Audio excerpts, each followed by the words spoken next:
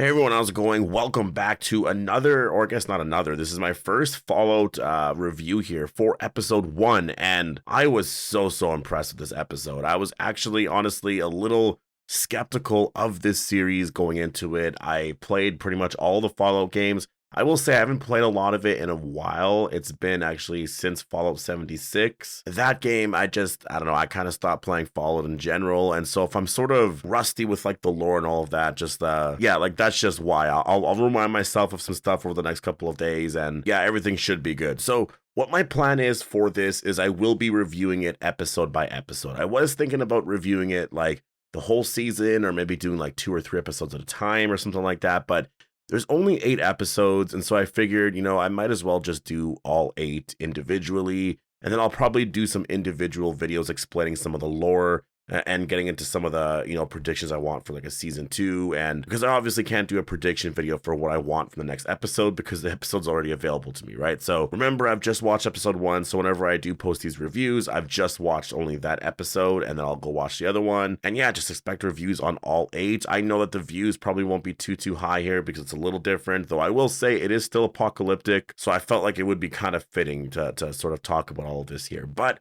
yeah, so let's get into this here. So I guess I should warn you that this video will contain spoilers for episode 1 of Fallout. So yeah, I hope you guys are all aware of that. And make sure to be a subscriber if you do want to get all my content on Fallout. I will be covering it a lot over the next like week or two. And then more than that, depending on just sort of the popularity of all of that. And then obviously I'm very excited for a season 2. Now, I really liked this episode. Episode 1, I will say, in terms of my expectations going into the episode, I actually really liked it. I was a little skeptical on some parts of the story. I've just been sort of skeptical on Fallout in general since Fallout 76 because my hype for that game was so unreal and I was just so disappointed that I just kind of stopped, caring about anything Fallout. I heard about the TV show, I was a little interested, but I was like, I don't know, we'll see. So coming into this, I was just kind of like, we'll see what they do, right? And so I watched the first episode and I was brought right back in. And I honestly really want to go back and like play Fallout 76 again because maybe, when I first played the game, it was when it first came out. So I'm sure there's been a lot of updates since then. Maybe it's very different now, right? I loved playing Fallout 4 especially. I think out of all the Fallout games, that one might be my favorite. But this episode begins with a new character that we meet here. The new character obviously eventually is who we know as the Ghoul, but in the beginning, we know him as Cooper here. And yeah, he's at a kid's birthday party. He's a cowboy basically, and so he's just showing like a bunch of tricks and all of that. And sort of does this whole thing there. And what I like about the setting is the fact that everything feels so just like you do sense that doom is about to happen, but it's just so happy and whatever, and they're just focusing on trying to have a good day, right? Like even that one woman, she was just like, you know what, just good thoughts, just like good vibes, basically, right? So they're trying to focus on that, but you get a lot of these like news broadcasts of like, the president is nowhere to be seen because of this and that, and a lot of people are wondering if there's going to be like this nuclear fallout that's about to happen. And I like the setup of this because it really is very much just like, we don't know, we have no idea, but let's just hope that it doesn't happen. And then it happens, right? And it happens in a really interesting way. I actually rewatched the episode and I caught when I first saw the flash. I didn't actually see that at first. I was just sort of judging based off of the conversation they had where it was like, you'll know, the size of the cloud or whatever, just based off of the size of your thumb kind of thing. And when they had that conversation and then obviously staring out into the big giant cloud behind them, I was like, it's actually happening here. And it was a perfect intro to this, honestly. Like, it wasn't even just one, there were several, and obviously there's a lot of story there as to why that's happening there. But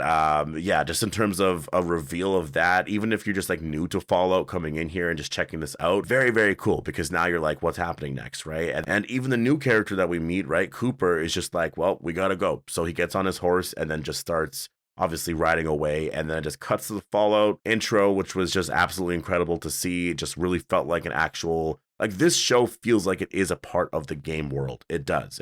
I will say there's some stuff with the story that I'm a little like, I'm not like worried about, but like right now I'm a little confused on some stuff because I thought that certain things about certain communities that did certain things, and I wonder if they're changing it here on the show, but I'll talk about that once we get there. 219 years go by, so they jumped forward a lot.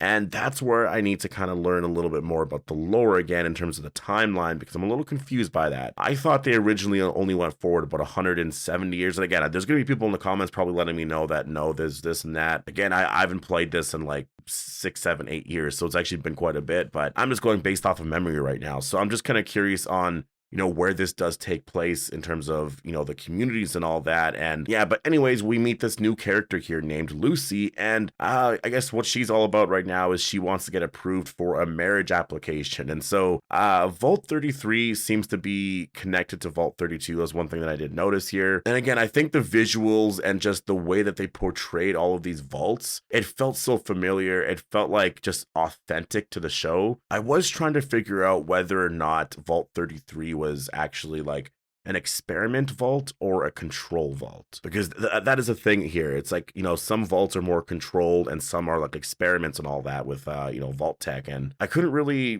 gather that much information from this one episode. Maybe they're going to get into that in future episodes, but as of right now I am kind of curious about that. But in terms of the story, like they do go into Vault 32. Everything goes well until they discover Vault 32 were raiders, and so obviously mayhem occurs, and then Lucy's father dies. There's this woman that I don't know who she is, and there's a group that I've seen some people talk about that maybe she could be a part of, which I'm wondering about, and that is the NCR. And now, from what I remember, though, they don't really attack people or fight people. I know there was like core beliefs that they have, but it just doesn't, I don't know if it's really necessarily related here, but maybe she obviously wants to go to the outer world and all of that. So like there is more to it here. And again, there's probably going to be more things that do get explained, like, as we go from episode to episode, but she obviously is going to play a role in here. And so that's basically, Lucy is trying to find her and obviously the people that she took there, right? But she mentions knowing her mother as well, so I think that's also an added part to the story here, because that's going to be a key piece to this, right? Like, I'm wondering, like, who's Lucy's mother? I don't think they said in this episode, so yeah, I'm really curious about that. But I really do like this story here from Lucy. Like, just the very beginning part here with Lucy, it was a very typical, like, Fallout story in terms of just, vault dwellers, I guess, eventually going to like the real world and all of that. And it's interesting, she believes in what the vaults are doing and their purpose and all of that. And, she still leaves, but I really do like the fact that this was basically a classic story of how people escape these vaults most of the time. I feel like in a lot of the games, it is very similar like that. Like, it's just sort of something happens or whatever, and you're just trying to get out, basically. And so then we cut to a newer character here named Maximus, and yeah, you hear Johnny Cash playing, and I was immediately like, oh, I love this, because I love Johnny Cash. And I mean, I love the whole soundtrack here. Like, obviously the radio that you would have, I think there was like, what was it? I don't remember the stations. I know there was like Diamond Radio or something like that. Honestly, it's a big reason why I want to become a mechanic. Like, working on cars, listening to like old, 40s and 50s tunes like that. Like, it's so refreshing. And we learned that this character is being trained by the Brotherhood of Steel. And so as soon as this came up, I was like, okay, well, we're learning about a big community here, or a big organization. And this group, I guess I should say, for those that don't know, they are a group that like to take like technology. They hoard a bunch of technology, basically, and that's sort of their thing. Are they villains? I feel like that depends on how you view them, because sometimes they can seem like villains, but they're not always villains. So it sort of depends, I feel like. And it was very cool to actually see them. The way that they were portrayed here, though, it felt like they were more spiritual in a way. At least when I'm thinking about like the newer games and stuff with Follow, it didn't really seem like they were so much like that. It kind of felt like they were just like, I don't want to say Guardians of the Galaxy, but it was just basically like they kind of had that attitude and stuff about everything, and just flew massive ships around and just took a bunch of technology and all that. But there was almost like this whole belief system and this other element to it here, which I found a little fascinating. I don't know if that's a little different from the games. It's also been a while since I played like a lot of the earlier games, so maybe that's a part of that as well. But yeah, just the Johnny Cash stuff was really cool.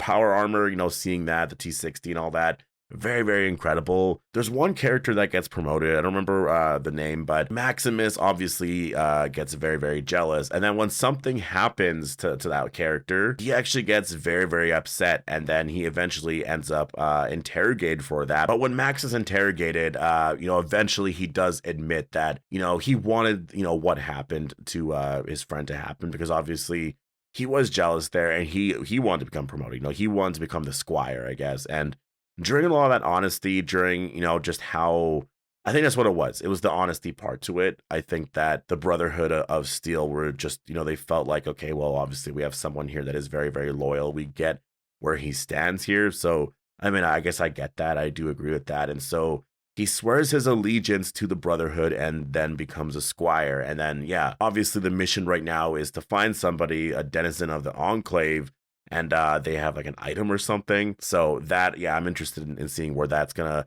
Obviously, episode 2 is gonna focus a lot on a lot of those small details there. We'll learn more about their missions and all of that. But amazing visuals, just in terms of the storyline of Lucy's storyline and Maximus's storyline, and also that intro there. But it does actually cut to something that happens at the very end here, and that is with Cooper, who also has awakened here. So this is where I was a little confused, and I guess maybe it's something that does make sense, but I just always thought that if you were a ghoul, or maybe that does make sense actually, because yeah, if you're a ghoul, isn't it a thing that like you sort of just like you become very like feral after a while? And I guess that's why Cooper wasn't feral yet, is because he has whatever that was, that like he was in that grave, but he had like those medicine bags or something that were being fed into him. So I guess he was still overall fine.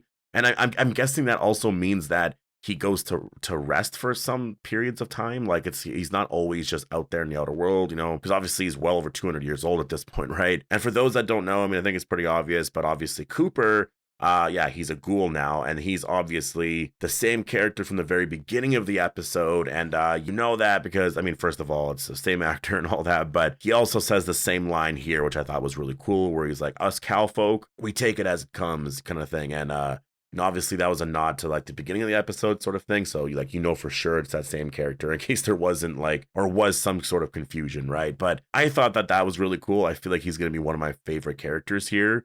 In terms of, the ghoul storyline, and just, I'm interested in seeing, I guess, more ghouls in the world. Obviously, this first episode, you couldn't really get into a lot. It's the first episode. There's still 7 more left. I think they really wanted to focus on introducing, these 3 characters and sort of getting you to the place where you understand their backstories generally. And now they're going to start getting into the lore a little bit more and exploring the world. So that's what I'm kind of interested in, because again, like I've forgotten some stuff here with the lore overall. So it's like they kind of reminded me here and there as I was watching it, but they didn't really get into a lot of things at all. So I've just had to go based off of memory for this review. So hopefully I did fine. But yeah, obviously the music for this show was incredible. The visuals, everything for this show was incredible. In terms of a premiere for this, it was such a solid first episode, and I really cannot wait for episode 2. So right now, I'm gonna, as soon as I upload this and this review's all done, I'm gonna go watch episode 2, and yeah, I'll get to work on that review tomorrow morning though. And yeah, just expect a bunch of reviews for that, as well as some Walking Dead videos, because I will do a couple of those as well tomorrow. It's gonna be a lot of Walking Dead and Fallout videos coming out this weekend, so yeah, just stay tuned for all of that. But post all your thoughts down below. Hope you guys all enjoyed the video, and I'll see you guys in the next one.